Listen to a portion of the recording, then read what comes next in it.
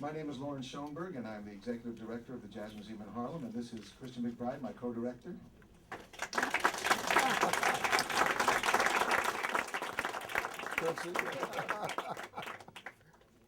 And I'd like to welcome you all this evening to a red letter event in the history of the Jazz Museum in Harlem. For those of you that are coming here for the first time, I'd like to give you just a little bit of background of what Christian and I have been up to over the last several years. And I'd like to introduce, before we begin, the other member of our triumvirate up here, the three full-time staff of the Jazz Museum in Harlem, the person without which none of this would happen, and that's Wilhelmina Grant, who's right there.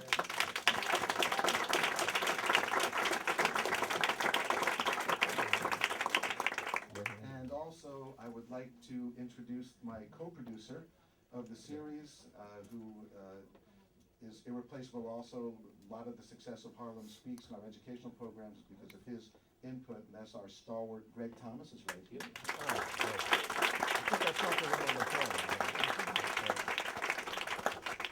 We also have in the audience one of our previous honorees for Harlem Speaks, and that is the, you see, I'm saying previous honorees because we wanted to have this guy for so long, and actually he hasn't done it yet. But he's come to so many and participated. We have one of the true legends here this evening. Ladies and gentlemen, Mr. Jimmy Heath. Yeah, Jimmy, all right.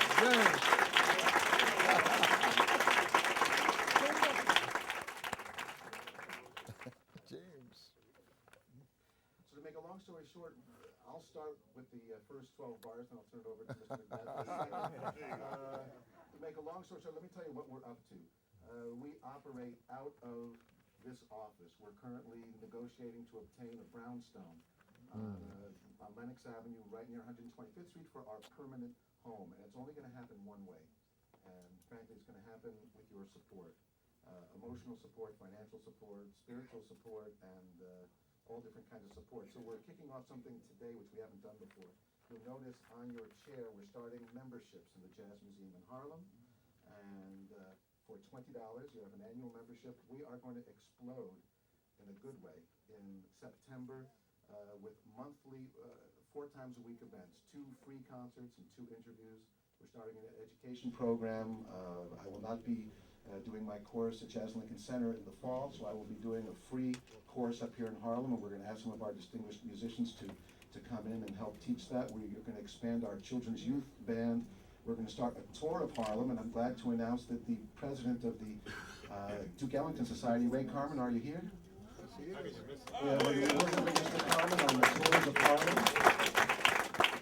And all kinds of great stuff. We have a lot. Your wife is sitting here, isn't that's she? all going to be starting in the fall. Well, I'm just, I'd like to turn it over to Mr. McBride to that's carry on. Thank you, Loren. Now at the second half of the tune, the second 16. You should.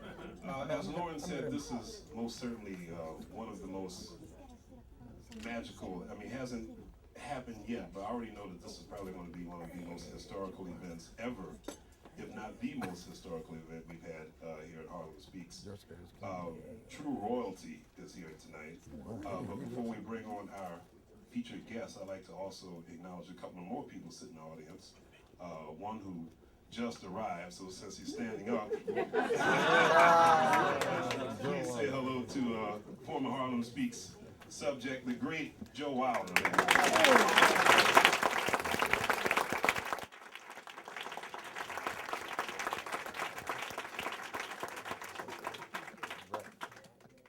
Sitting in somebody else's chair, you know.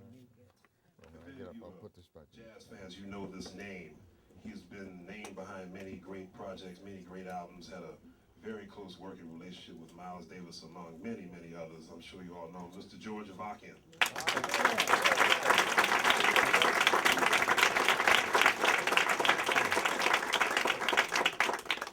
And getting to our guest of honor this evening, there's really not too much we can say about him other than he's true royalty. Not only is he royalty himself, but his whole family, as you well know, royalty. I've had the opportunity to work with this man many, many times in the past, and I can just tell you a great story. The first time I got to work with Mr. Jones, I was actually working with Benny Golson, and I was so excited that Mr. Jones called me for a gig, And I told Benny Golson about this, and Benny said, "Wow, you really made it if you're playing in the trio with Hank Jones. You did much better than that." Ladies and gentlemen, I bring to you the legendary Mr. Hank Jones.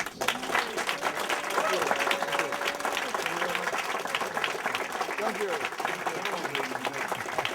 Thank you very much. Thank you, Loren. So I sit here? Yes. Am I wired for sound? Okay, all right, okay, thank you. All right, oh, okay. Thank you very much. I'd like to mention that these... Actually, excuse me, my name is not Hank Jones, it's Henry Jones. Just thought I'd put that in. Okay. That's Sir Henry Jones. Mr. Jones, Yes. I'd like to explain to the audience also that these interviews are recorded for our archives, and they are becoming a permanent part of the archives of the Jazz Museum in Harlem. They're transcribed, and they're really form the basis of our whole educational program. So just so you understand the tenor and the attitude towards the interview, it's kind of a comprehensive one. So just explain to all the folks in the audience kind of how it goes. We open it up to audience questions usually in the second half, so you will have more than an opportunity. We take an intermission usually after about 30 or 45 minutes. Hank, I'd like to ask you for the record where and when you were born. I was born in Vicksburg, Mississippi in 1918, and my parents moved to Pontiac, Michigan when I was 9 months old, and so I didn't get a chance to play in the little league down there, but my father had a job actually waiting for him in Pontiac when he came north. So I guess that's the reason he became directly to Pontiac instead of Detroit.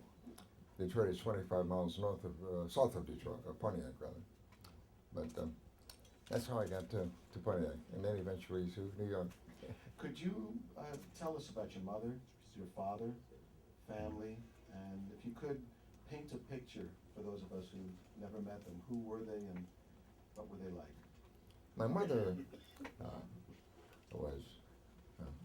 she was a pianist. She never played professionally, but she was, I think, a very fine pianist. My father also played guitar. He didn't play the guitar behind his neck like T-Bone Walker, but he did play legitimate guitar. My mother never played, as I said, professionally, but she was a great inspiration for me, and I'm sure Thad and Elvin and the rest of the family, because I had two older sisters who also played piano. They studied piano before I did. As a matter of fact, I inherited all of their Matthews books, so the piano methods, they were quite well worn at the time, but I managed to decipher some of the information. But I got most of the books that I saw were sort of secondhand, but they served me well. The only thing is I didn't have enough of those books. I needed more, really. Hank, could I ask you for your dad's name and your mother's name and her maiden name? My father's name was Henry W. Jones Sr., so I guess that makes me a junior, 88-year-old junior. That's kind of weird. So don't call me junior. My mother's maiden name was Griffin, Olivia Griffin, and they were from Florida. My father was from Florida originally. My mother was from Mississippi. I think my father was, I think, a distant relative of one of the local Indians, not West Indians, American Indians. So that's pretty much the story. How was it that they came to Vicksburg? I'm not sure why they came. My father was a woodworker, and he had worked in many factories in the area. That's one of the reasons he had a job waiting for him when he came to Pontiac, because at the time that he came to Pontiac, a lot of the automobiles and trucks of that day had wood in them. They had certain parts that were made of wood, and particularly some of the trucks, and even some passenger cars as well. So my father was an expert in woods. He became a lumber inspector. He knew all the various types of wood, so he could specify which type went into what part of the car. So that he was valuable in that sense. that had nothing to do with playing the piano, but I suppose you know, my father was a great supporter as well. Not as much as my mother, but my father was a very religious man. Should we get into that? Yes. Please. Well, he didn't believe in cards. He didn't think that, he thought there was something inherently evil in playing cards. So he decreed that no cards should be found in the house at any time. He didn't believe in playing the numbers. That's something, you know what numbers are. I'm sure you don't know. I know you don't. You're not familiar with that, but he thought that playing jazz on Sunday was sacrilegious. So he many times when I was working on a little job in Pontiac, playing school dance or something, if we were getting near, let's say 11:30 in the evening, my father would show up at the door and I'd have to get off the bandstand and come home because I couldn't play on Sunday. He didn't believe in swearing.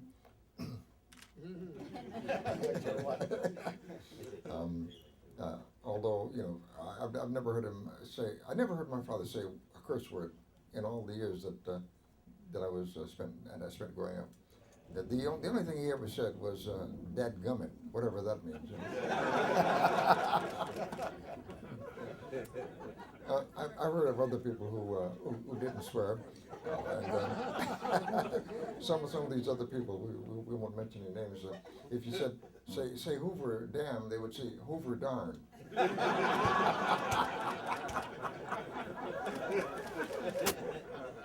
My father never went that far, but he didn't really believe in using the Lord's name in vain, and so he was very strict about that. But that's the kind of man he was. He was a true Christian. Hank, did you know either set of grandparents? No, I didn't. They had, I guess, passed before we became of age. But I think they were still alive. It's just that I never got to see them. You know, they were in a part of the country. In Milt Hinton's books, he's from Vicksburg. I'm sorry. Milt Hinton. Oh, Minton. From That's Vicksburg. Yes. And he writes in his book about remembering the Jones family there. I guess you said that you were 8 months when you moved to Pontiac, so I guess you didn't have a chance to come too tight with Milt. That's at that right. point. I didn't know him at the time, you know. He said that he knew my family, and I have to believe him, you know. But well, I don't have to believe him, but I do. No, I mean, he said he was familiar with my family. That's quite likely because I don't think Vicksburg was a very large place, and like most small towns, everybody knows everybody else. So it's quite likely that he knew my family. You know. Mr. Jones, if you could Yes. tell us about your two older sisters. Mr. Jones, who was that? Have you met Mr. Jones? There you Sorry. Me and Mr. Jones. I'm glad you could say Maybe we Miss should. Jones. Next Harlem Speaks is going to be in Jones Beach. Homicide. Out of control now. There's also a Jonestown. Jones. It's got a rather bad reputation. Don't drink the Kool-Aid. I had nothing to do with that. Nothing at all. No more punishment. There you go. No. Don't let Joneses get you down. So. I haven't had a drink of Kool-Aid in years, you know. Anyhow, I remember you once telling me about your older sisters, and they weren't just, they didn't just play the piano for fun. They were very serious pianists. Did you get the musical bug from them? Well, I had an older sister. Her name was Olive. She was about 2.5 years older than I was. She was considered pretty much a child prodigy at the age of 12. She was playing concerts, but unfortunately, there was a small lake about maybe a quarter of a mile from where we lived in Pontiac. And one spring, with a bunch of girlfriends of hers, they went out on this lake and they were trying to skate out on the lake. They went out too far. The ice was too thin. She fell through the ice and drowned. You know, she was really quite a talent. And my next older sister also studied the piano, but not as seriously as my older sister. But they both did play, and I'm sure that it broke. I know for a fact that it broke my mother's heart when my older sister passed. How much older than you was she? My older sister was about 2.5 years, 2.5 years. almost 3 years. And she was how old when she passed? She was 12 years old. 12 years old. Oh my goodness. What was the other sister's name, Hank? Her name was Melinda, and Melinda was about a year and a half older than I. She played piano as well. And as I said, we used to study out of a method called Matthews. Some of the piano students might remember that, but they were very well-known books at the time. And I got all the leftovers, you know. I guess probably why I never learned to play the piano very well, you know.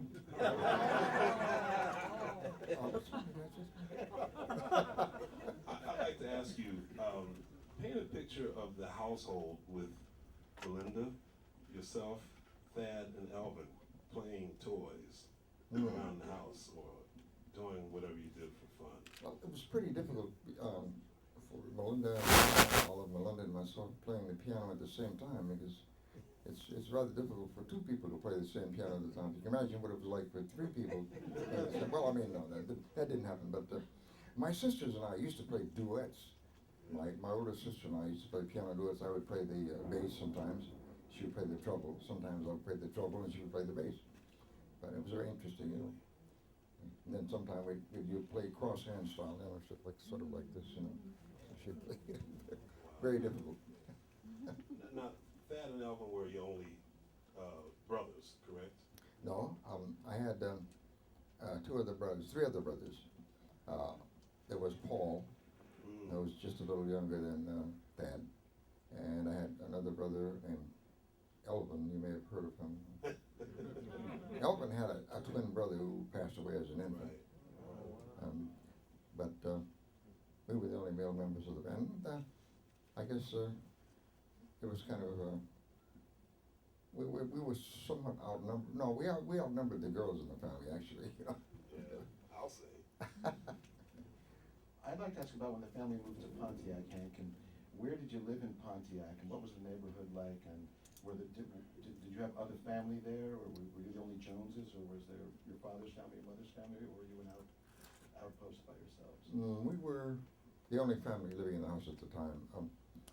But we lived in a place in Pontiac, in a residential area, which was quite near the downtown area, because Pontiac was a very small town. The total population of Pontiac at that time was about 34,000, you know. And we lived, I guess, about 6 blocks from the center of town. You know, it was a very good place, a street called Central Street. And the school that I used to go to was about 6 blocks from where I lived. And everything was pretty close. Everything in Pontiac was very close together. You know, you go 6 blocks in either direction, you're out of town. You know?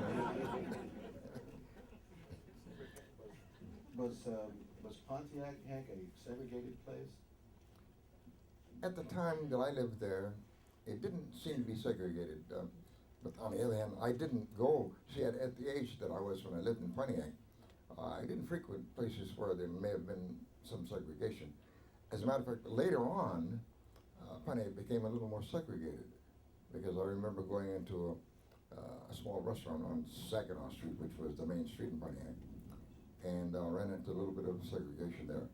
And some of you may remember that during the Civil Rights Movement, some people overturned a bus filled with school children on their way to go to an integrated school. They turned the bus over. So there was some sort of feeling there. You know. I don't know how it is now. I've been afraid to go back there ever since then. Where did you go to school in Pontiac? Well, the central school where I went was, grade school was about 4 or 5 blocks from where I lived. Later on I went to junior school, Washington, junior high school, which was on the west side of town. It was about, maybe a half mile from where I lived. And then Pontiac High School, which was more or less in the center of town. Can you tell us, how old were you when you discovered that you were in love with the piano, and this is what you wanted to do, and you discovered this love for music? I was probably around 5 or 6 years old. You see, we always had a player piano in the house. And I was always fascinated by these notes that seemed to be moving when there was nobody playing the notes. But I always thought there was a little man inside playing the piano. In fact, I looked and I think I saw him one day. Yeah. I was always fascinated about that. And I think that had something to do with my getting into false belief, or what is belief that I could play like that. But anyway, I'm sure that I had somewhat of an influence, perhaps not as much as the influence that my mother had, because, as I said, my mother played piano. I think she was really the one that inspired me to play. And of course, we always had a lot of records around the house, pianists, a lot of blues records. And it's amazing. I heard a lot of blues records when I was very small. And it's really remarkable that it didn't have that much effect on me, because I can't play the blues right now. I don't know how to play. Oh, goodness. Can you remember, Hank, some of the specific records? I know it was a long time ago, but some of the specific 78 records that were around the house, right, that were particular favorites of your mother's or yours? Or? Well, there was one I could call How Come You Do Me Like You Do. We had a lot of gospel records, as you might imagine, because my father was very religious, and he always made sure that many gospel records and records by gospel quartets and singers and so forth. I heard a lot of hymns, and of course, every Sunday we went to church. I went to Sunday school, and after Sunday school, later on in the day, BYPU. After that, the evening church service. So we spent the whole day in church at my father's request. And of course, for those out there that don't know, the album "Steal Away" is just one of them.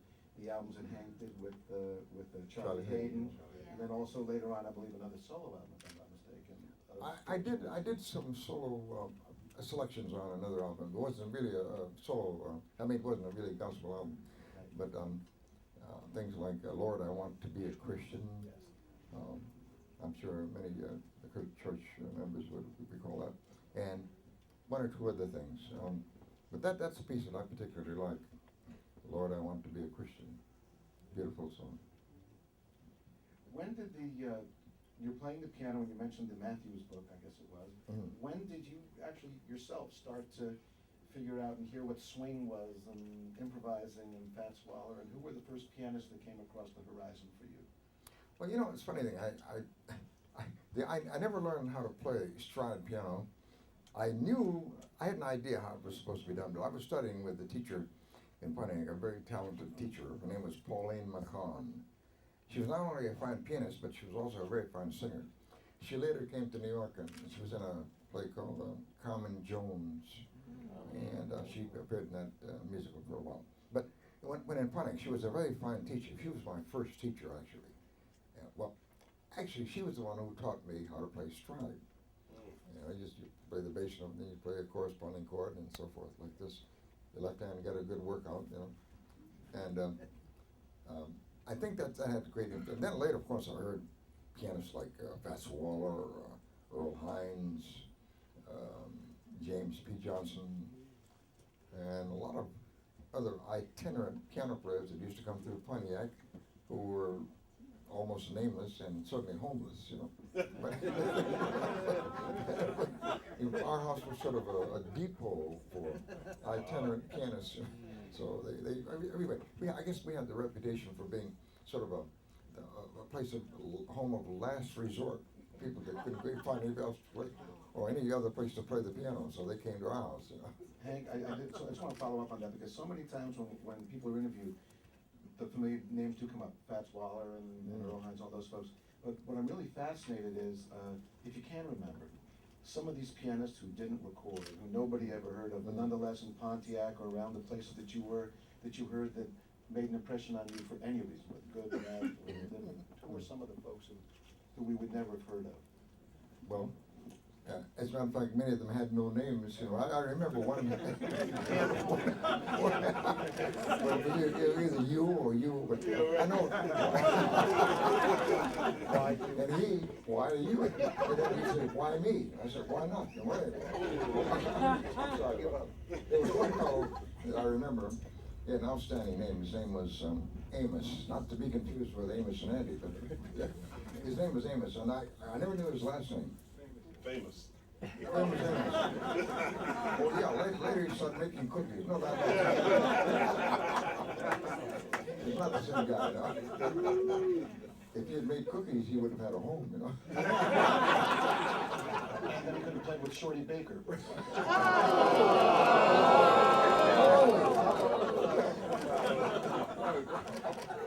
I like it, you know. There's something wrong with me. I like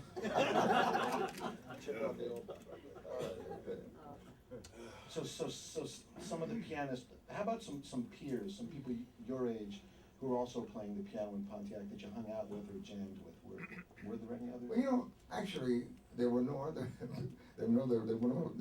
people in Pontiac that had the nerve to sit down and try to play the piano. You know, I was the only one, and I was too young to know better. You know, so it fell on me. There were other musicians. There was a drummer named Bernard Brown who was. He had so much equipment, you couldn't see him sitting behind the drums. He had 10 blocks of it. So where's Bernard? Oh, there he is. Drummers still do that. I know some drummers today that do the same. That's right. Some of them wear caps, and they never take the cap off. You know. Probably reveal the fact that they have no tops on their heads. But anyway, that's it. I'd like to ask you. You mentioned how strict your father was about not playing jazz, particularly on Sunday. Exactly. But now, are we to understand that any other day of the week it was fine? Well, you know, my father put up with it on the other days. Yeah. But he's very strict about jazz. He thought there was something inherently evil about jazz. And you know something? He may be wrong. Oh, no. I didn't say that. But I mean, actually, there is, of course. Music is music. I mean, some of the, I understand that some of the hymns that are sung commonly in churches today used to be sung in body houses or places that were not particularly noted for being houses of worship. But they became standard hymnals, some of them, and they're sung today and respected as hymnals. But there's nothing wrong with jazz. In fact, I've done several jazz concerts in churches, and the response has been that they've always wanted us to come back and do it again. Yeah. So I think there's nothing wrong with it. It's just that people are accustomed to hearing jazz in jazz clubs, concert stages, and not hearing it in church. Not that there's anything particularly wrong with it. But that's my take on it, and I may be wrong. I'd like to ask, so now, Elvin and Thad come along, and now you have the whole household of these great young musicians. Can you talk about the interaction between you and your younger brothers, or the musical interaction in their early stages? Well, early on, of course, the development didn't take place overnight. For instance, as I was the oldest of the male members of the family who tried to play music, male members, I guess I developed at a different time than Thad and Elvin did, so I left earlier. We didn't really get to play that much together, as a matter of fact, at home. We didn't get to play very much later on either, but in fact, I had to be reintroduced to Thad and Elvin several times. There was a certain family resemblance, I remember seeing. But no, we didn't play together that often. Unfortunately, I wish we had. For instance, if we'd been like the Heath brothers, who played together quite a lot and did it very well, I wish we had had that kind of experience, but we didn't, unfortunately. How many years, Hank, were there between you and Thad, and then you and Elvin? Between Thad and I, there was 6 years, and between Elvin and I, there was about 9 years. 8.5. Can you tell us about your first professional gig? Professional in the sense that we were paid, you mean? Yes. A couple of weeks ago, right?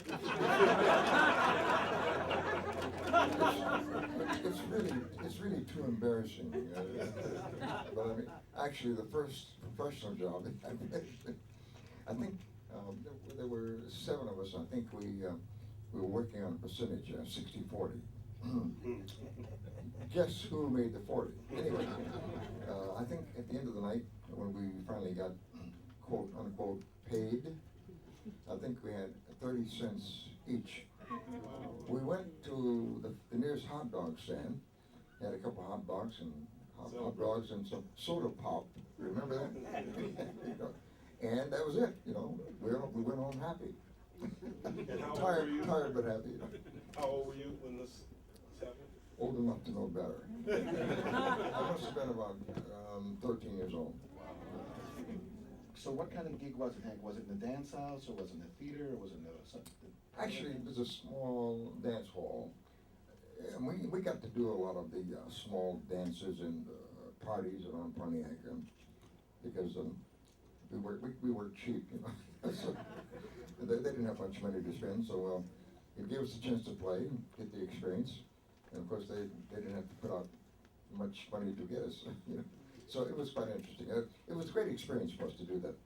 Anytime, at that age, anything that you can do that might further your experience is very helpful, because it helps you. Anytime you go out and play, you learn something. One of the main things you have to learn is that you learn when you come away from an experience like that is never do that again. Well, I have a question, and without getting autobiographical here, because it's not about me, it's about you, but when I was 15 or 16, I ran up across this wonderful musician who I met who would mentor me and then actually drive me home on the way back from the gigs and hang out, and that was you. And It was? It was you. You remember them too. I thought it was you. There was a little club down on the Lower East Side, 17th Street, I think it was, right? And so, He was only 7 years old at the time. about 14, but the question is, who were your Hank Joneses? Who were the mentors? Were there pianists who showed you things, or who mentored you, or who you watched and learned from? Well, there were no pianists who showed me things, except on records, you know, like I did. We had a lot of records, as I mentioned before, and I used to listen to these records avidly. And then the first pianists I heard were people like Duke Ellington, Earl Hines, and then later Fats Waller, and of course the great Art Tatum. And when you hear Art Tatum, you immediately forget about all the other pianists you've ever listened to. But those were my great influences. You know. How did you begin to develop your harmonic concept? How did you start to shape chords and think about chords and change things? And where did it come from? Of course, I think a lot of it came from the fact that when you listen to people like Tatum in particular, you hear chord formations or harmonic progressions that many of the other pianists had not used. You see, Art Tatum was playing harmonic devices, using harmonic devices long before the so-called bebop era. Right. In fact, a lot of the pianists and people who played bebop later got their original ideas from Tatum. They don't realize it. Tatum was playing those things 20 years before they did. Right. So Tatum, I don't think Tatum gets enough credit for being the leader in that field. Many of the ideas, I won't say most of them, but certainly many of them came from Tatum. I'd like to ask if you could tell us. Of course, Tatum got them from me. That was a separate time. So you do your first professional job at 13 years old. You make 30 cents. Don't bandy that about. 30 cents doesn't buy what it used to. Yeah, you know. At that time, it was very large money. No, it wasn't, no. So now, was this a group that you continued to work with all through high school up until the time that you left Pontiac? Pretty much so. In Pontiac, that was about the only group you could work with. Yeah. We were the only group in that part of town. Yeah. It was interesting, you know. We didn't work that much. The jobs we did were occasional jobs. You know, maybe once every other month or something. You know, it was not the regular thing, you know. And were you playing original material, or were you just playing things that you'd heard on records? We were playing stock arrangements. There used to be I think Jimmy and Joe will know about this. There used to be a time when you could go to a music store and buy stock arrangements for 75 cents probably. Later, the price went up to 76 cents. I mean, they were for some were made for small bands, some were made for large orchestras, but that's what we use it mostly. And sometimes we would just play head arrangements. We listened to the records and play the arrangements that we heard. You know. Yeah. So it was a variety of sources, you know, really. Yeah. Tell us about your experience leaving Pontiac. Leaving Pontiac was not a particularly sad experience. However, that's a joke. It was I left Pontiac and I got to you'd say these in stages. First, I went to a place not far from Pontiac called Flint, Michigan. Sure. It's about 45 miles from Pontiac, and then to Saginaw, which was another 35, 40 miles, and then Lansing, which was about another 40 miles. Lansing is the capital of Michigan. And I worked with a band there called the Krieble Band. Benny was a drummer and singer, and he had a band that was called a territory band. In that band were guys like Lucky Thompson, Ward Out Way at one time or other, Art House, Art Mardigan, guys like that from Detroit, and Mary DeVita. I know, you know, and they were all great, fine musicians, and Benny himself was a good drummer and a fine singer. Anyway. What was his second name, Hank? Carew. He was related, a distant relative of a shortstop who played with the Minneapolis team. Oh, Rod Carew. Rod Carew, right. C-A-R-E-W? C-A-R-E-W, correct, yes. Wow. But, You mentioned going to Flint first. What was it that took you there? A gig in a gig with a band that was based there, or what was the actual circumstances, and how old were you when you left Pontiac?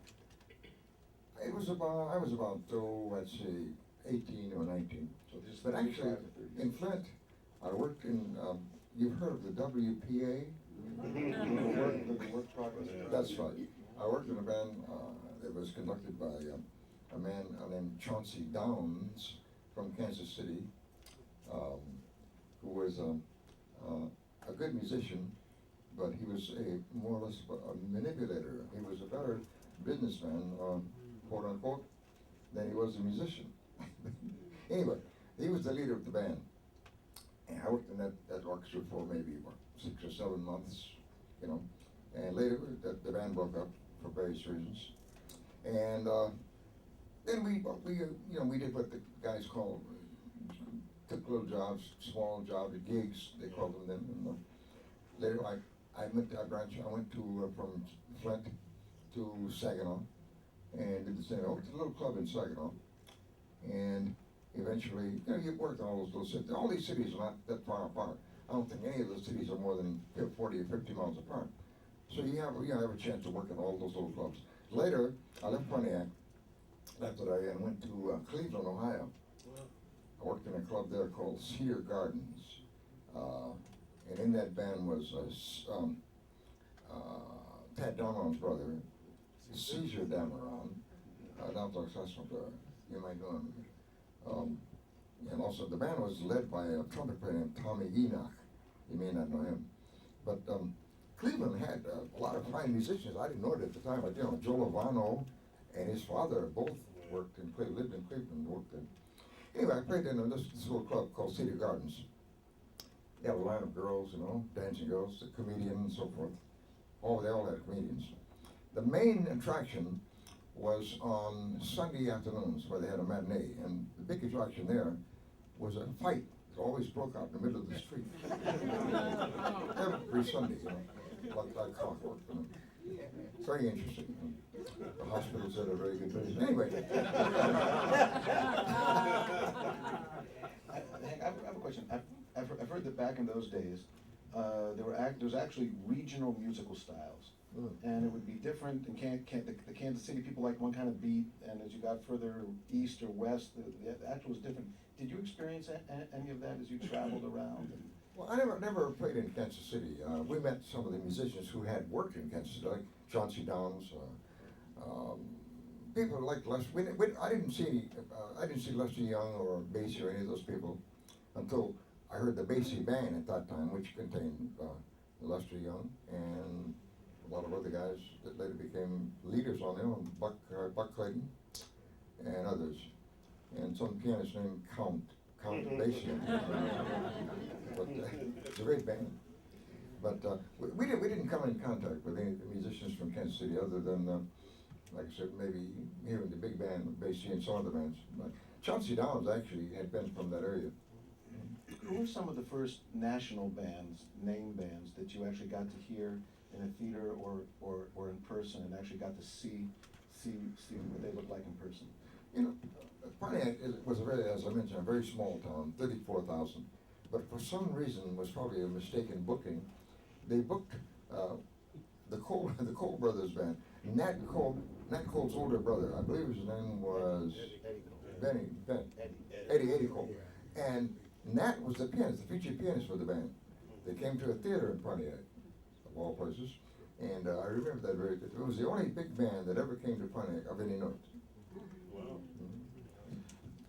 Most of them had better agents than the agent did. Hey, could you just talk for a moment about what Nat Cole meant to you as a pianist, because this was long before Sweet Lorraine and all those things. What did Nat mean to you as a pianist at that time? Well, a lot of people remember Nat, excuse me, a lot of people remember Nat Cole for his singing ability, which of course was considerable. But I remember Nat for his pianistic ability. He was a fine pianist. I remember we used to, I was with the Andy Kirk Big Band, and we used to do theater dates in combination with the Nat Cole Trio. So once we were playing the Apollo Theater, and I had the occasion to go to Andy Kirk's apartment to take care of some business. Nat Cole was staying with Andy at the time. And I went up there and when I walked in, I heard this piano player. I said, well, my goodness, Art Tatum is in here playing. And when I finally saw who was playing, it was Nat Cole. So he could play that style. He abandoned that style when he formed the trio, because obviously you can't play that kind of piano when you're playing with a trio. You play a trio style piano, which is, you have to consider the bass and the guitar. So you can't play a solo piano with the trio. Anyway, he altered his style to conform with the trio style. But he could actually play very fine solo piano, which he didn't use. I don't know. I think he could make more money singing. I think that's why he did it. How did you start working with Andy Kirk? Well, let's see. I was working with John Kirby, the small band called the biggest little band in the world. That's right. With John Kirby, Bill Beeson, Buster Bailey, Charlie Shavers. Russ Procope? Russ Coker, exactly, Russ Coker, exactly. And when that band sort of broke up, I got a job with Andy Kirk. He was asked to use advertising. I got the word that he was looking for a piano player. Is this one still living in Michigan? No, this was in New York. This was in New York. Yeah, right. And I got the job. I guess nobody else showed up that day. It was a very cold day. So I like to backtrack a little bit. So when you were in Cleveland at the Cedar Gardens, Right. So after you left Cleveland, is that when you finally made your first trip to New York? No, actually, I went to Buffalo, New York, right after Really? that. Worked in a small club in Buffalo called the Anger Bar. It was a very fine restaurant, Italian food.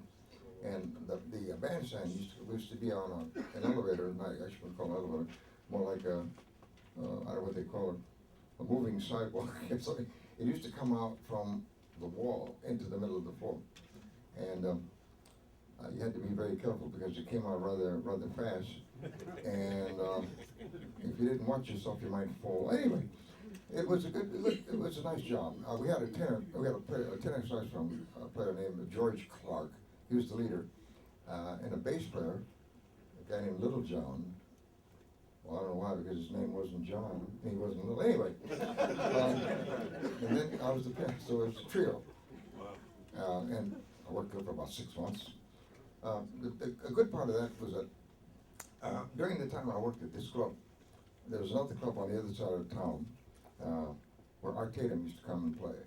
So on the nights that Art Tatum was playing, our sets would end before his last set, so we'd always go over to catch Art Tatum's last set. Yeah. And that was the best part of that job. Wow. McBride's, exactly. That's right. Oh, you're familiar with Buffalo, right?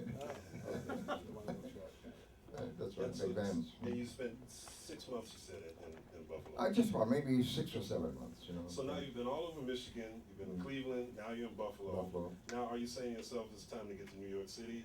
Or Well, actually, prior to that time, Lucky Thompson, who had been working with the Harlem Speaks band, and, I guess sometime, maybe big band, also small band, told me that he wrote me a letter and said that Hot Lips needed a piano player. So when I got to New York from Buffalo, I had a job waiting for me, which I couldn't take because you have to wait for 6 months when you put your card in before you work. So Cabaret card. Right, yeah, well, it wasn't cabaret card, but you had the union made you work because they thought it was unfair to the local musicians for somebody else to come in and take a steady job. So you had to wait for about 6 months, you know, which I didn't. More or less, because I got plenty of work. When you're hot, right? Well, lukewarm. Hank, when you first came to New York, could you tell us about the experience? Where did you stay when you first came here? What was it like confronting 52nd Street? And the third part would be, tell us about Harlem and what the music in Harlem at that time, the music downtown 52nd, and where did you live? When I first came to New York, I stayed at the YMCA. As a matter of fact, when I was in Buffalo, that's where I stayed at the YMCA. And it was particularly satisfying because there was always good food there. They had very, very good food. You call?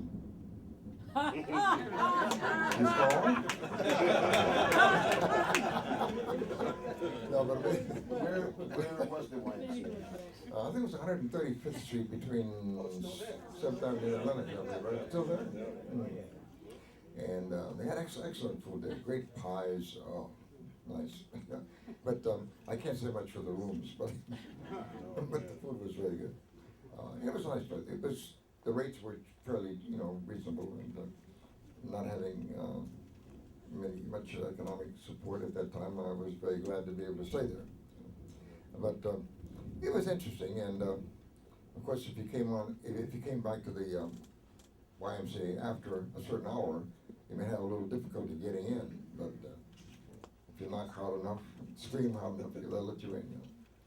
But it was interesting. And so now you're in Harlem. Are you saying to yourself, "Wow, this is Harlem. This is the great place I've heard about. I'm so glad to finally be here." Or were you thinking, "When's my first gig gonna start?"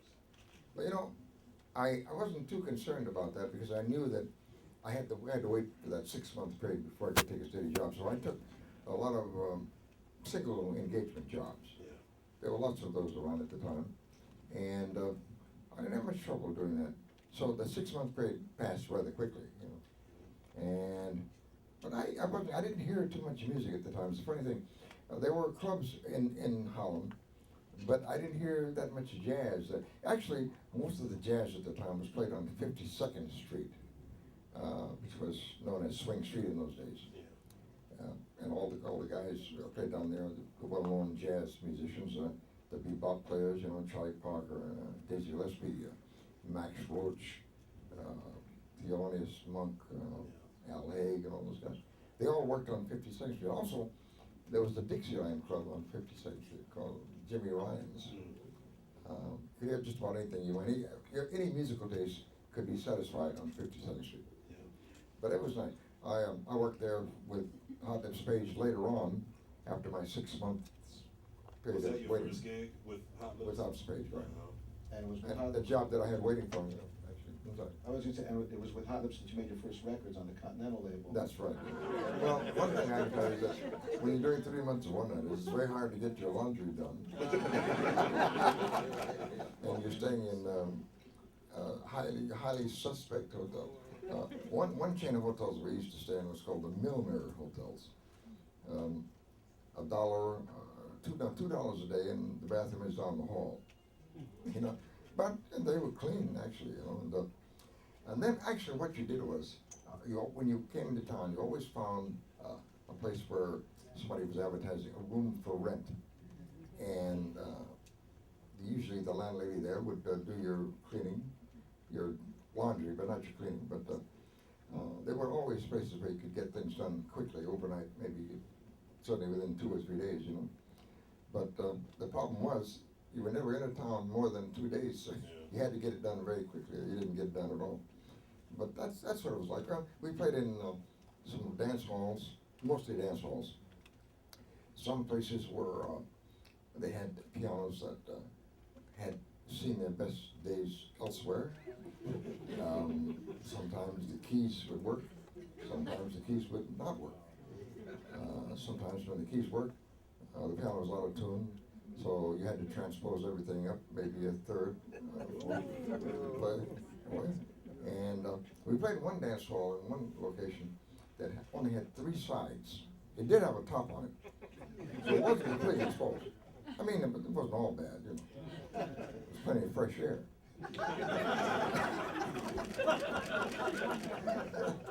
But it was interesting. But what the best part of it was that you had the experience of working in that kind of environment, and it was very instructive. You learned a lot. One of the main things that you learned was never take a 3-month tour one night. Again, ever. Lips Page was known as a great blues player. Exactly. A great blues singer. Exactly. I have this wonderful record you made with him called The Lady in Bed. Yes, Leonard Feather wrote that. There was a famous tune called The Lady in Red back in those days. So he did The Lady in Bed. Could you talk about You want me to sing that? Yes. No, I will not sing it. But anyway, I can tell you what the lyrics were. He already said, my gal knows how to work, but she stays home instead. And that's why they call her the lady in bed. Stimulating lyric. Why did she stay home? That's another story. Who is, and I just to stay on Lips just for one moment, because he's such an unrecognized figure and hardly talked about so much. Who is in the band? Can you remember who's in the working band? Well, you might have heard of Roy Eldridge. Well, his brother was Joe Eldridge. Joe was a fine arranger and alto saxophone player. And he played lead alto saxophone in the band. There was some other guys in the band who were better known for their drinking habits. The problem with that band was trying to keep everybody sober long enough to play an engagement. But we did manage to play some jobs with the band intact, you know. You made a record date with Lips Page. I wonder whether it was a working band on 52nd Street or whether it was just an all-star record date. You made a record date with yourself, Slam Stewart, and Sid Catlett. Well, in the rhythm section with Earl Warren and Dave Matthews with Lips for Continental. And did you actually work with Sid in the band and with Slam, or was Sid was in the band for a short time. Excellent drummer, by the way. Big, huge man. He was about 6'4", you know. When he sat at the drums, it looked like he was sitting it looked like he was playing a toy drum set. He was so huge, but he was a good drummer. What should young drummers of today know about Sid Catlett, and what could they learn from listening to his records? I think what they could learn is that Sid kept perfect time. No matter where the tempo was set, it would stay there until the end of the piece. See, many drummers today, unfortunately, they sort of rush the tempo. You start the tempo on one tempo, and by the time you get to the end, you say if you started like this, it might be this way when you get to the end of it. Unfortunately, but Sid kept perfect time. A drummer out in California named Jake Hanna had an interesting comment along that line. He said, so many drummers and so little time.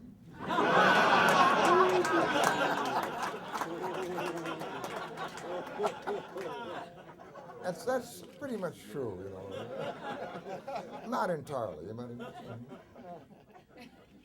Hey, I'd like to ask you, Yeah. You mentioned 52nd Street. Now, before we talk about all of the great music that was going on 52nd Street, I'd like to ask you about your first impressions of Minton's Playhouse. Minton's Playhouse was on 17th Street, I believe.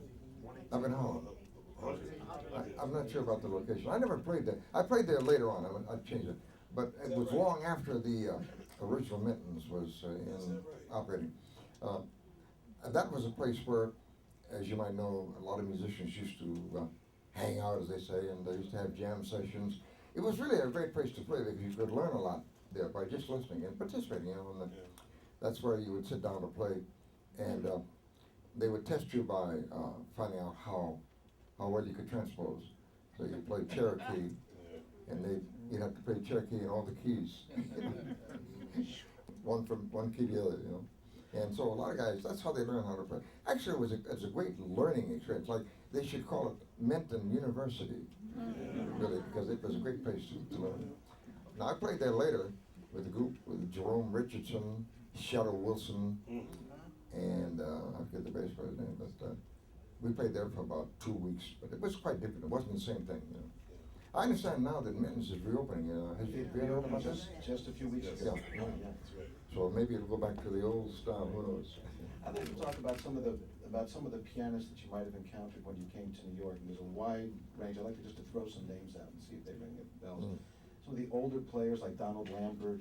Well, Donald Lambert lived in New Jersey. I never saw him in New York. But he had a relentless stride style. You know, you play tempos like this, like that, and never miss a beat, never miss a note. You know? He had incredible style. He played very fast. His specialty was playing jazz on the classics. You know, he was Art Tatum loved this guy. You know, he was a great pianist. And then other names like Nat Jaffe or Johnny Guarneri, and of course Clyde Hart, who died short after he came to town. Nat Jaffe and the other one you mentioned. Jaffe? I'm sorry, Guarneri. Guarneri worked with Artie Shaw's new Gramercy 5. And Nat Jaffe, I'm not sure who he worked with, but he was around. He played on 52nd Street a bit. Clyde Hart, I don't know whether Clyde worked. It's when I heard him, he was playing with a small group at a dance hall on 7th Avenue. But he was noted for his harmonic conception. You know, he had a tremendous advanced harmonic conception, and that's what he played beautiful chord changes. You know, but those are the guys that I heard. I didn't hear much of Nat Jaffe, as a matter of fact. Right. From when the jazz histories talk about that era, they present it like as an age of great change, musical revolution, and everything changing, of course. But you lived through it. You came to New York actually in '43 and '44, exactly at the time when all these things were happening. How did you feel? Was it obvious to a young guy coming to New York at that time, and you would have been 26 or 27 at that time, that like you were in the midst of a great change in music, and that there was a change in generations, or was it much more natural and much more just like young people always played different? Well, I guess there was a change of sorts going on because most of the players around New York at that time, I think, played what we like to call traditional jazz. That is, they were not into bebop as a style. A lot of the established musicians of the time, in a sense, put bebop down because they didn't think they thought it was a fad. It wouldn't last, and I guess they didn't understand it.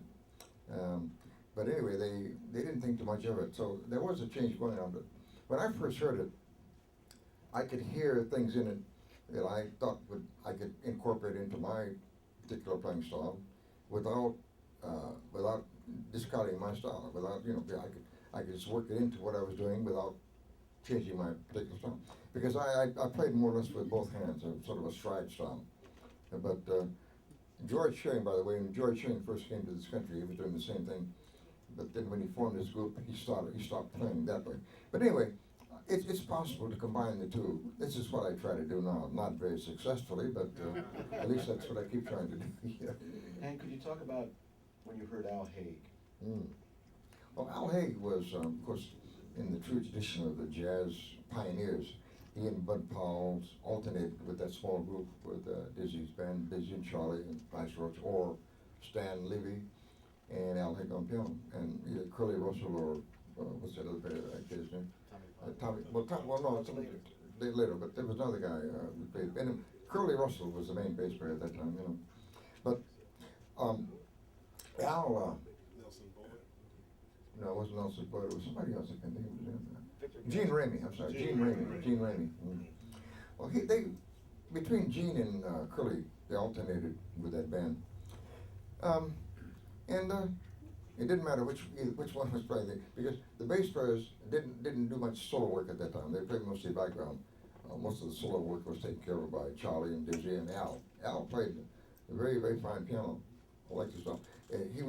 He integrated right into that style. He and Bud used to alternate on piano in that band.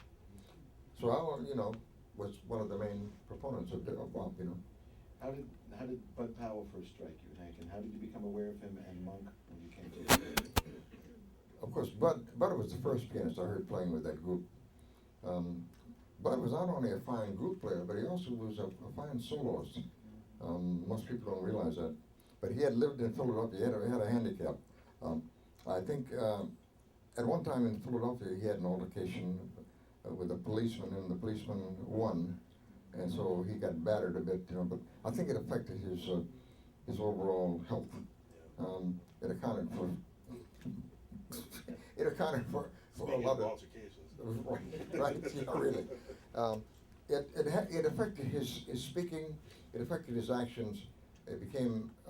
It almost appeared as if he might have been on some drug or something, whereas it was probably just a natural reaction to the beating that he received, early on. But it had definite effect on his health. But other than that, he was a fine player, no question about it. Hank, I'd like to ask you about someone who I know you met around this time as well. You mentioned Al Haig and Bud Powell, all the great the players of the bebop revolution. And that was a man who was very close, meant a lot to me as a father, a mentor, and as a musician. That's Ray Brown. I'd like for you to mention about you hooking up with Ray, because he never stopped talking about you. Well, Ray, I met Ray for the first time in Buffalo, as a matter of fact. Ray was in town with a band from Pittsburgh, and he was 17 years old at the time. And we used to go down, we both stayed at the YMCA, so during the lunch hour, we'd go down, there was a piano in the cafeteria, we'd go down and jam, during the lunch hour. So we had a chance to play with each other. And then later he came to New York. Also, Ray played piano as well. Yes. He was not a bad pianist. Yeah, if he'd wanted to play piano, he could have been a fine pianist. But anyway, he chose the bass. He came to New York, and he met Dizzy Gillespie. And when Dizzy heard it the first time, signed him up like that. Yeah. And I don't think he ever looked back from that time. He's a great player. Now, before you guys, I know you guys spent some time on the road together with Ella, but before we get to that, I wanted to ask, are you now receiving letters from your mother saying you should hear your two little brothers? They're really doing something. Well, no, I don't think I got any letters from my mother, but I heard from other musicians. See, Dad Nelson used to work at a place in Detroit called the Bluebird. I think it was on Grand River, if I'm not mistaken. But Detroiters might know that. Anyway, is that right? I don't think it was Grand River. What street was that on? I'm not sure. I'm not positive. But I never knew where it was. I never worked there. But Dad Nelson worked there, along with Tommy Flanagan, sometimes, and Woodley. Barry Harris, Billy Mitchell, people like that. Terry Pollard. Right, Terry Pollard. Anyway, their reputation became known. So, whereas I had come to New York maybe some 8 years prior to that, and I'd done a couple of tours with JTP and so forth. When they arrived on the scene, everybody knew about them because they had already worked with these guys, Detroit. So, that's how they got, and they were actually, Dad was very well known before he ever set foot in New York, and he just kept on being better known. Wow. So now are you feeling like, wow, this is really great. My little brothers are now on the scene. I now have some company. Yeah, in a sense, yes, but I mean, we did work together. Right. That's the thing. Right. We each went our separate ways, Dad went that way, Dad went this way. I went this way, down. I have a question, Hank. You were embraced by one of the greatest jazz musicians of all time. Shortly after you came to New York, you made records with him, and all throughout his career, you kept popping up, and he was known as the connoisseur of the finest pianists, and I'm talking about Coleman Hawkins, who clearly loved your playing from your first record of You Go to My Head and Cocktails for Two and all those wonderful records that you made with him. He was drunk at the time.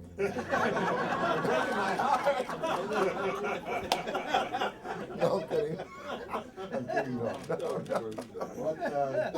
What would you like to say for posterity for our interview about Coleman Hawkins and what he represented to you and to the other musicians of the era? Coleman was always one of my idols. You know, everybody heard of Coleman's record of Body and Soul.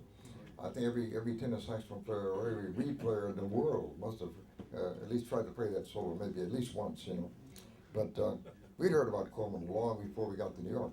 So to me, he was one of my idols. So when I got to New York, one of the greatest thrills was being able to work in a group, the JTP group, with Coleman and Lester Young, Buddy Rich, and Joe Jones, and all those guys, you know. And really, that was a high point in my life at that time.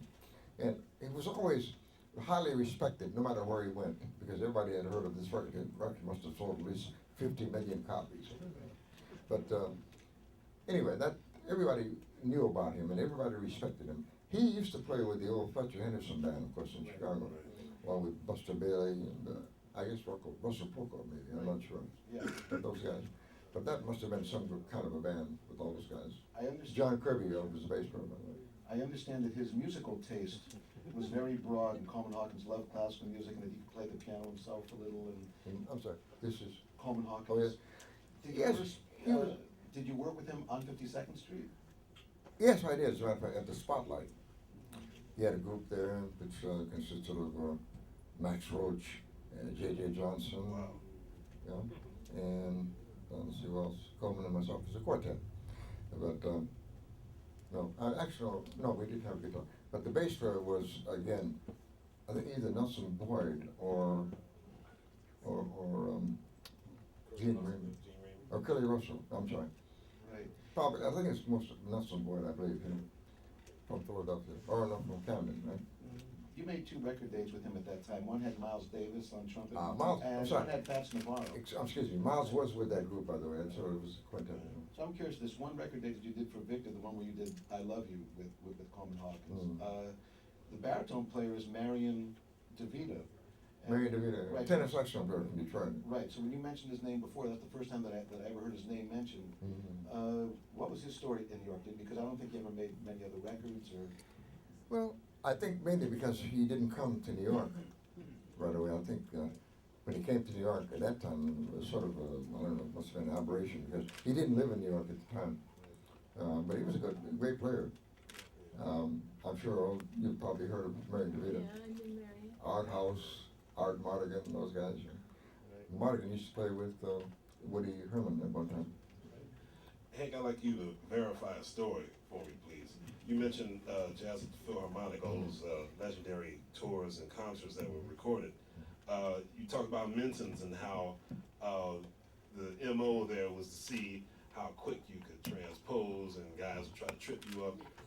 Ray Brown told me a story that Ben Webster used to try to do that to you guys all the time.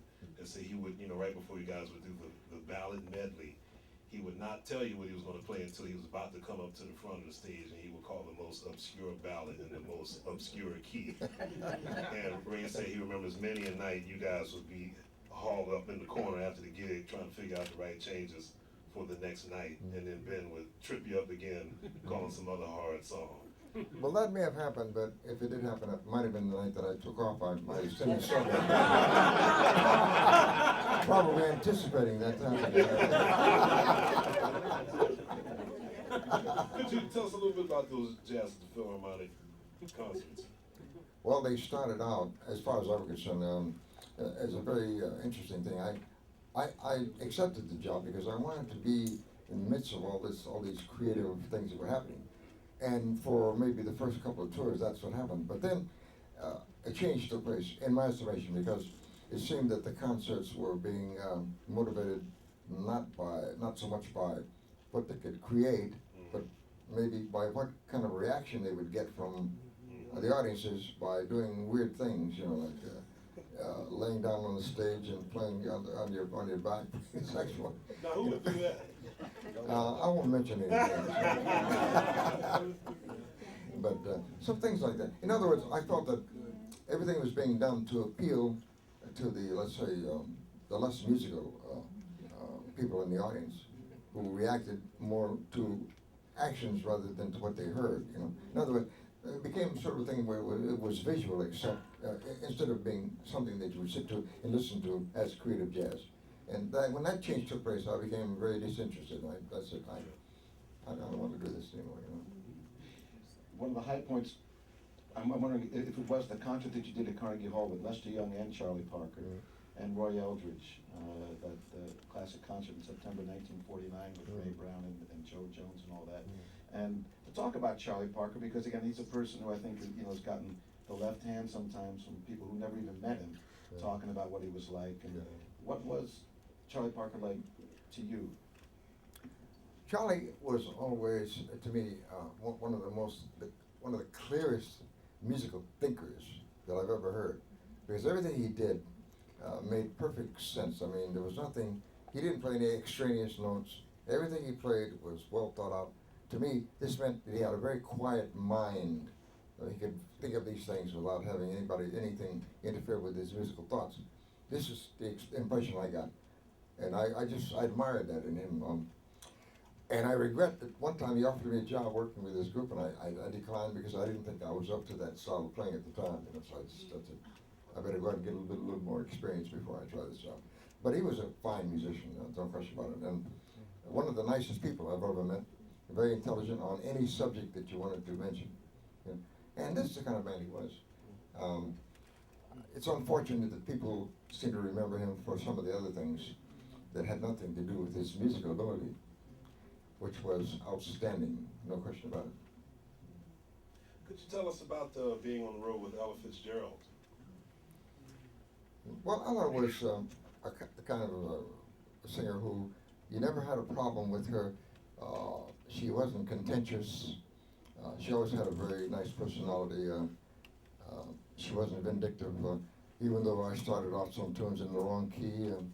She didn't come over and slap me in the face. She used a hammer, actually.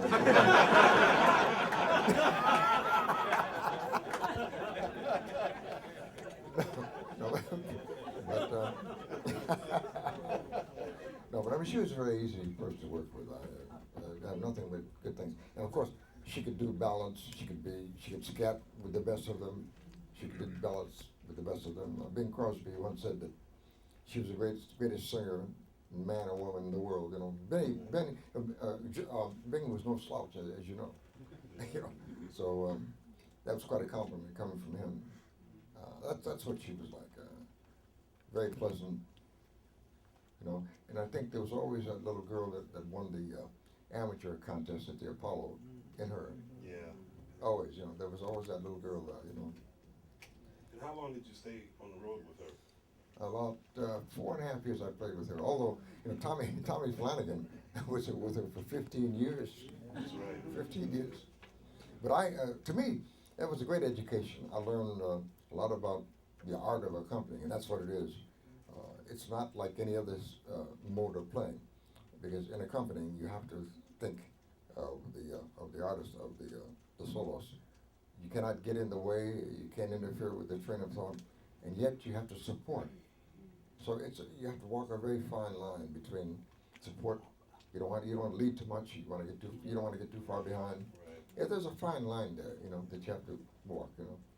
But it's demanding. It's a challenge, you know, and I enjoyed it, you know. I don't think I did very well, but That was with Ray Brown and Charlie Smith, was it? for the most yeah, part? Charlie Smith, a left-handed drummer. Not that has anything to do with it. Although I've never had much faith in left-handed. No, I won't say that. No. Actually, no. He was a very good drummer, actually. And that's one of the things about the Harlem Speaks series. Again, if you look at our guests, it's not just musicians. We've had architects, we've had club owners, but the club owners who pay union scale and actually help and support the musicians. As you can imagine, it's a very short list of club owners that we have, but we actually do support. Anyway, welcome back for the second half, and I'll turn it over to my esteemed co-director. We'd like to thank all of you for, depending on where you're sitting, it's very hot in here. Hottest here. Yeah, Yeah, we were very much in the hot seat, so we thank you for,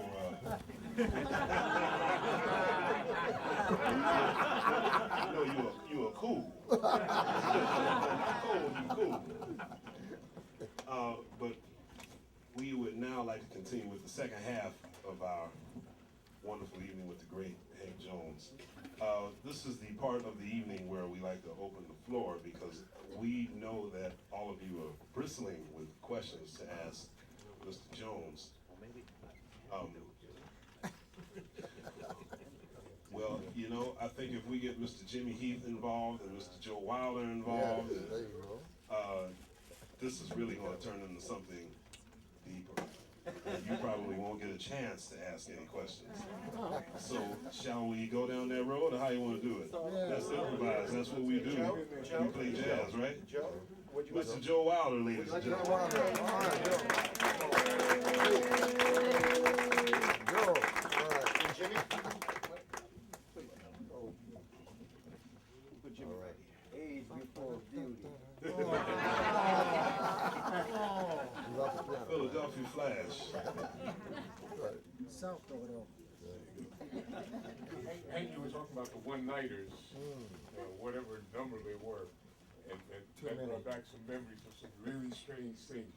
Remember the kind of people you ran into on those things? Yeah, I remember we were well. playing with Lionel Hampton's band when we were in Salt Lake City, Utah, and we were staying in the Hotel Utah. Mm-hmm. So we had checked in, I think of the manager's name, Mike O'Connell, was from Texas and had Mosses, Texas. He's one of the nicest guys you could meet, but he was from Texas. And he called the hotel and said that he was managing this big, well-known orchestra, and could we get rooms in the hotel? So this guy said, yeah, okay. And we played the dance. We didn't check in until after we finished playing the dance. When we finished playing the dance, we went to the hotel and they checked us in because it was in the middle of the night. And the next morning, Krieble, who was the vocalist of the band, very dapper, he's up early in the morning and he's walking around the lobby. And now the manager, who runs the hotel, he's sitting there, he looks and says, what is so-and-so is that? What's his name over there? He's throwing the N-word all over the place. And the manager, the guy up in the desk said, oh, we got a whole bunch of them upstairs. Without blinking, said, niggas out of here. They put us all out of the hotel. Now we go to another, there's like a rooming house. The mainstay of the rooming house was the fact that they rented rooms to the sleeping car porters. So now we all have to leave the hotel, and they put us out. We left the hotel, we go to this hotel that's run for the sleeping car porters, and the guy that owns it is a big strapping guy, about 350 pounds, named Hampton. He's not related to Lionel, but he's Hampton. So now we get in there, the next night, we were there a couple of days. The next night, we come home from work, and we guys, we're in the rooms talking, we got double-decker bunks, that's what we were sleeping on. The guy had 4 bunks in each room. And so we're all in these rooms, we started talking, and this guy came, knocked on the door and said, hey, let's knock off the talking and the loud noise in there. And the guy said, well, you know, we just came home from work. He said, you just left that white hotel, they put you out in the street. You don't shut up in here. I'm gonna put you out. Where are you going to stay? Typical. I wonder when they first met. Yeah, you know, one of the things that I love that you said when you talked about Charlie Parker, I never got to know him intimately, but when I first saw him, he was in Annapolis, Maryland, and he was playing with a band, Banjo Bernie. Banjo Bernie was an entrepreneur. He used to put together packages for hotels and clubs and things. He'd get all the dancers and musicians and the comedians, everybody in the package. And the first week, everybody would get paid. And he's booked for like 3 or 4 weeks. The second week, they got half of the money with a promise that next week on payday, you get next week's pay plus what he owed you. Next week on payday, he had left 2 days before. Nobody got paid, and the people were stranded. But Charlie Parker was one, he was in that band, and they had no air conditioning in the hotels in Annapolis, Maryland, where I was playing with a small group. And he would be practicing every day. He'd sit up in the window, and all these things that we later heard some of them, He'd play them in every key. Every key. He played that up and down, all day long. He did that. And like you said, he was very friendly and awfully intelligent. Yes. And I think that's a plus. Well, I would like to talk about my first experience with Mr. Hank Jones. In 1947, I was playing the alto saxophone and playing with Howard McGee, who had come from California. And we were playing at the Three Deuces. The one and only time I ever played at the Three Deuces was with Howard McGee. And Howard got Hank Jones to play the piano. And this is 1947 now. Next year will be 60 years, I think, if the math is correct. And Hank was talking about this transposition stuff a while ago. Well, Hank Jones took me to his apartment. I don't know where it was, Hank, you could. 101st and Madison. Okay, and Hank had put blankets hung over the hammers of the piano so that he could play all different times without disturbing his neighbors. And I have the blankets on my piano now in my apartment. So I learned that from Hank Jones. But the thing about that particular night, Hank Jones started playing Cherokee, as he mentioned, in B flat, and then he proceeded to play it in 12 keys. And I said, excuse me, oh shit. These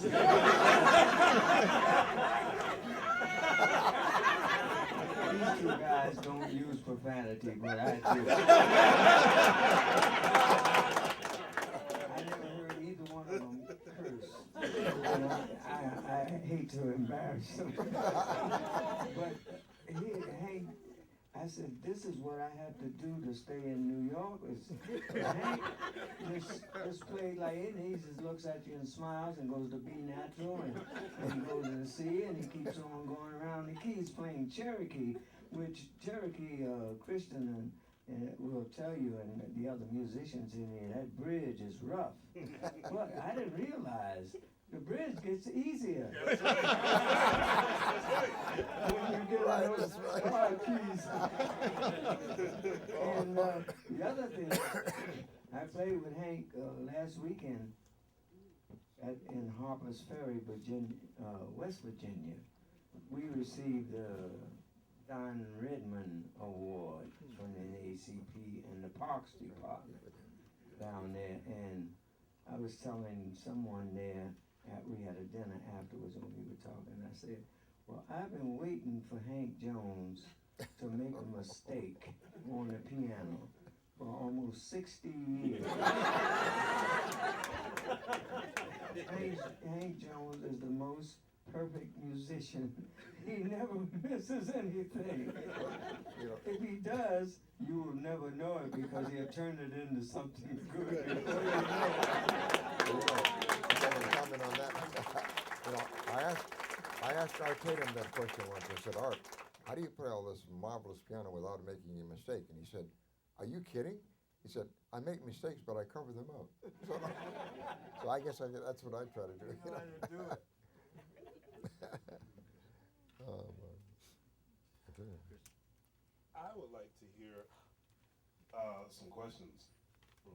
I got a question, please. Oh, Jump yeah. up there. Okay. You mentioned Ella Fitzgerald as one of your. Could you stand up, sir?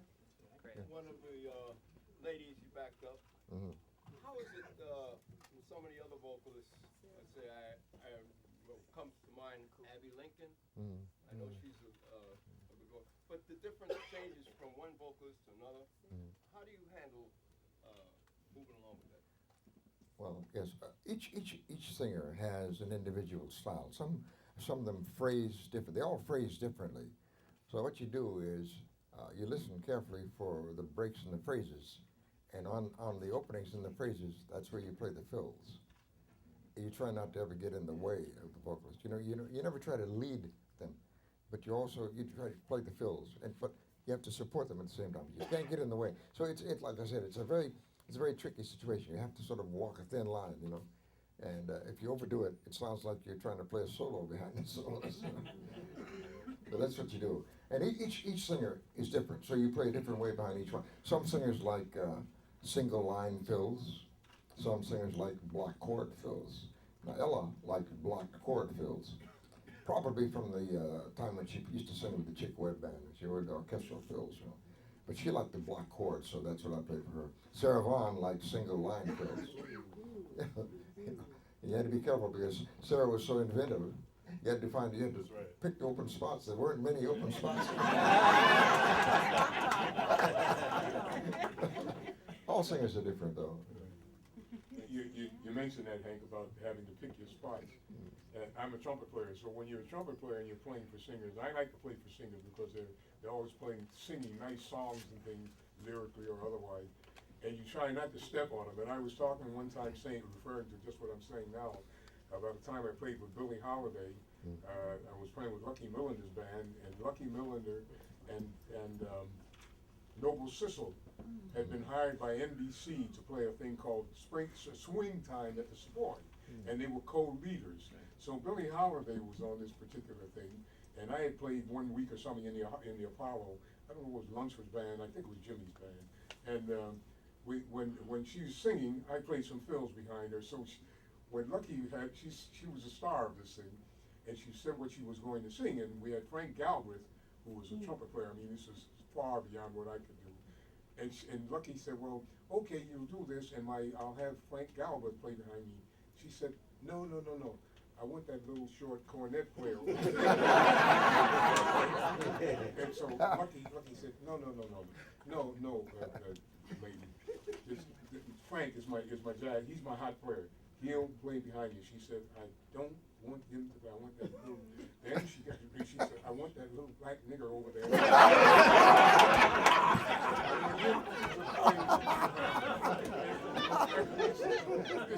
This is what it got to be, you know. But you know, but I was doing something with Ed Berger, and I mentioned Ed. He was going to play some things that I had done, and I said, you know, one of the things I always tried to do was not get in the way of the singer when she's singing. You play some fills and you try to keep it subdued and enhance what she's doing. So he played this thing.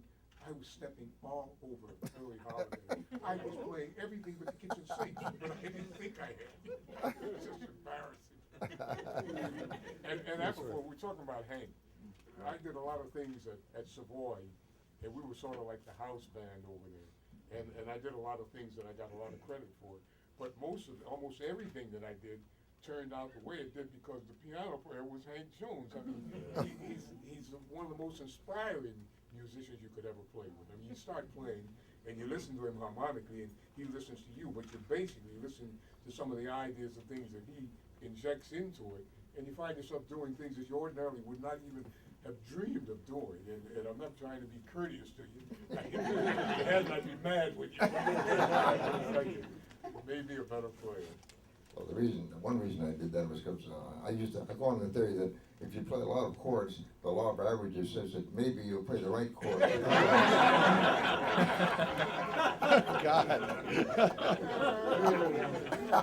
Earlier, Hank mentioned the fact that Art Tatum should have gotten more credit for reharmonization and starting things that the beboppers ended up doing. And I read somewhere where Charlie Parker really said that Art Tatum was one of his inspirations. So we all stand on each other's shoulders generationally. Exactly. And if you don't do that, Dizzy made a statement to me way back that was very profound. He says, if you don't know where you've been, how do you know where you're going? You have to have one foot in the past and one foot in the future. Very good. That's very true. Hey, well, Ray, I like that.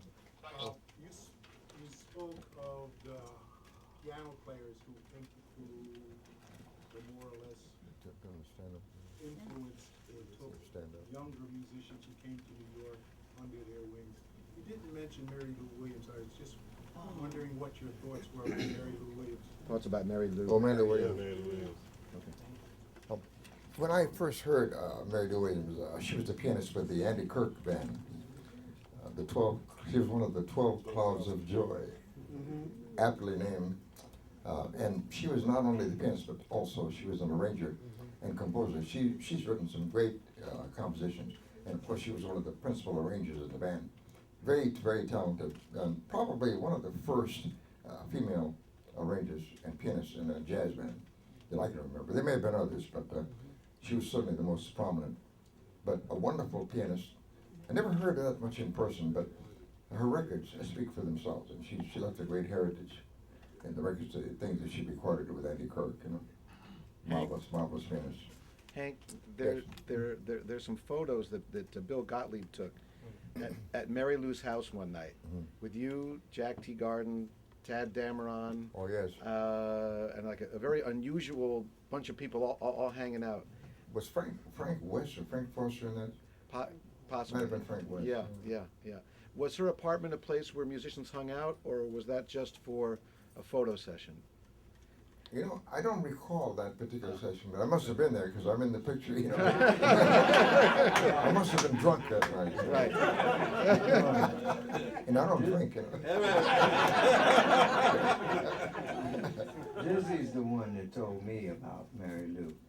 And in fact, he said that Bud and he and Thelonious would all be at Mary Lou's house because she was so proficient and knew so much. They would learn from her. And in fact, I played with Dizzy in South Carolina for a week. And we played in all the little towns, including his Chiraw, his hometown. And at that time, Mary Lou was sick. And on the way back, Dizzy said, well, you guys going back to New York. I'm stopping, I think it was Durham or wherever she was. Yeah. He said, I gotta stop and go see Mary Lou. But he was very indebted to Mary Lou as a person and a musician. And everybody that I talked with about her always said that she was a very talented person, a musician, and a leader at that time. More I think, questions? Greg had a question. Oh. Yeah. I want to know, I have a statement, I have an experience that I would like to recount. But first I want to ask you about, thank you, sir. About Dorothy Donegan. We're talking about female pianists. I'd like the great Hank Jones to speak about Dorothy Donegan. Right. Well, as you know, Dorothy was one of the finest pianists. She played very well with her fingers and sometimes with other parts of her anatomy. Not as well as when she played things she played with her fingers, but she was very creative and sort of she was sort of I don't know, how would you describe? She was very aggressive in her living style and also her playing style. But obviously one of the most talented people that I've ever heard, And she was in that same tradition as people like Tatum. She was not afraid to try out new ideas, and she was not afraid to get on a sort of musical limb, so to speak. And she would always get back to home base without too much difficulty. Well, we have a story we witnessed together about Dorothy. Is when Bill Clinton was the president, and we played at the White House on the lawn, and Christian was there, and Dorothy played and tore the house down by, she would have her wig on, or sometimes she'd take it off and put it on the piano, and she would play arpeggios sometimes.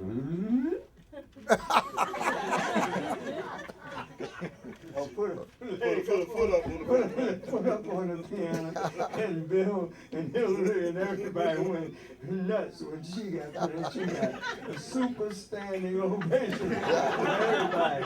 But she knew how to get to the house. Dorothy was incredible. Her technique was flawless. They had Michelle Camillo played, all those people. Herbie was there. John Lewis was there. And all of us, Elvin, all of us were on it. Elvin who? Elvin. Your Elvin. Yeah, but Dorothy was incredible. Illinois Jacket was there. Joe Henderson was there. It was Red Rodney.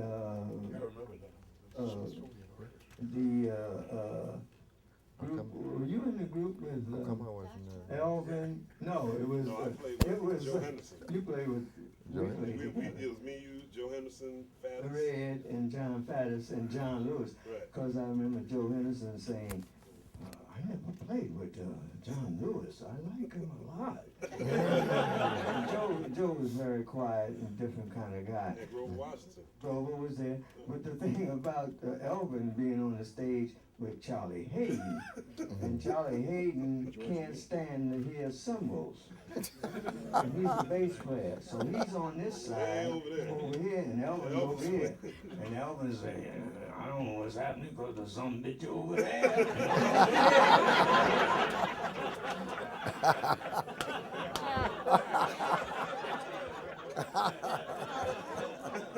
Wasn't the piano player George Wein? Wasn't George Wein? No, you know who was it? It was George. Was it George Wein? Was there. Dick Dick Hyman was there, yeah. George Wein. Right. George Wein put on this thing, Right. Because I was there. Some people told back us there. when we played for his at the Hilton, if I get to be president, I'm gonna have jazz in the White House. Right. As soon as he got in, after 25 years, when Jimmy Carter had it, he was the next one to have it. That's right. And I'd like to mention that No, I thought there's a guy.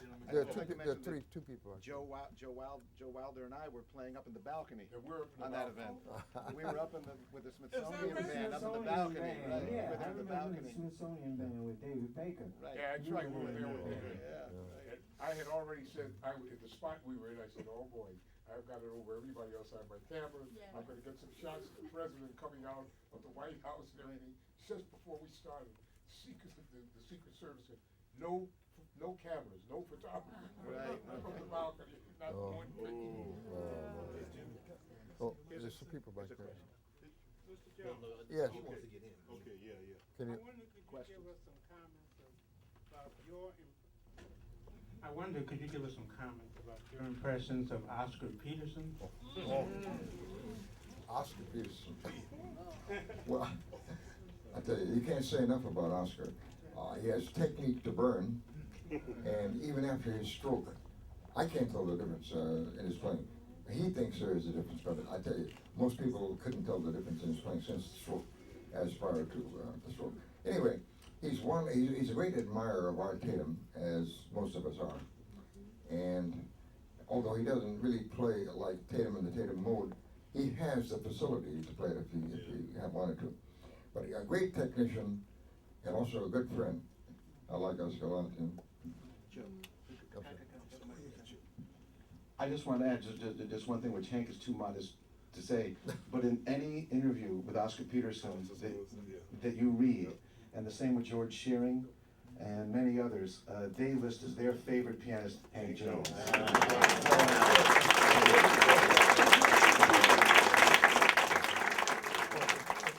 Actually, it costs me a lot of money every month, you know. More questions? Mr. Jones, I wanted to ask you about your touch, but I want to give an experience I had when I was in college at the time. I was during the summer, and George Mraz had his bass stolen. And the club that used to be on 23rd off of 7th. The Angry Squire. Thank you. The Angry Squire. That's where there was a performance, and many musicians came in. There was Frank West, Clifford Jordan, George Coleman, Sir Roland Hanna. What I remember most about that event was you coming in as took your time and you sat at the piano, and it just blew me away as a teenager. You made the piano sound different than anyone else who sat at the same piano. I just couldn't believe it. It might have been the first time I'd seen you live. Oh. Can you tell us about your touch and where'd you get that from? Who were your models? And you have such an incredible touch. Well, I don't know how incredible it is, but I practice a lot of scales and arpeggios. I think maybe what you do is you try to use I try to use just enough pressure to produce the sound and no more. That is, I don't like to dig into the piano. I don't like to, as one club owner in Europe called a certain other pianist, I don't like to be the Idi Amin of the piano.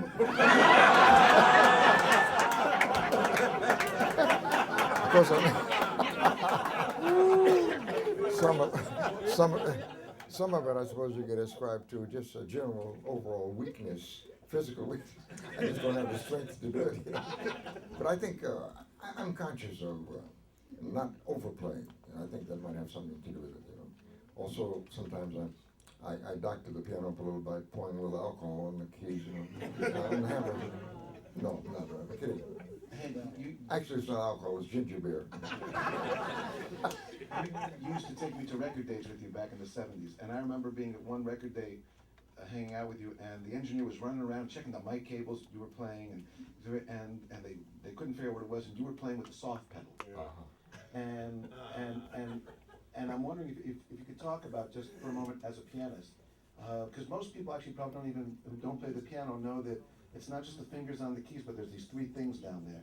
And the great pianists are as much masters of that thing as they are, and I know myself, but any pianist who's ever watched you play will be watching as much your manipulation of the pedals as much as the keys. Could you talk about your use of pedals and the soft pedal?